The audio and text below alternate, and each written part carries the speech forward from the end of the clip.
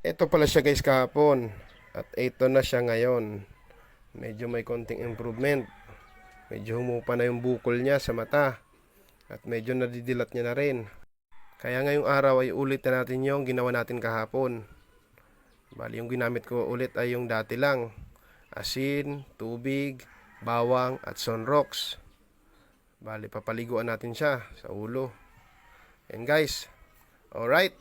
Yung gusto pa pala manood ng day 1 ng video, yung simula ng paggagamot natin, ay nakapost po yun dito sa page ko. Bale ito po ay day 2 pa lang, pero medyo okay na siya.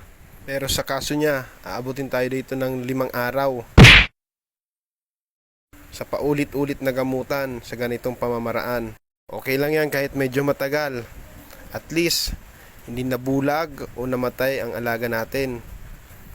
At ginagawa natin ang lahat ng paraan para siya ay makasurvive sa sakit niya. Yun lamang po guys, sana may natutunan po kayo. Maraming salamat po sa mga nanonood. At sa mga nagpalo po pala, maraming salamat. At syempre naman, sa mga gustong pumalo pa. At kung nagustuhan nyo to guys, video to, please follow, like, and share naman po dyan. Thank you! Kailangan lang na matignan ng positibo. Iba ang masipag kumpara sa porsigido. Habang isinasalin ko sa baso ang mojito, iniisip ko kung ano nga bang papel ko rito.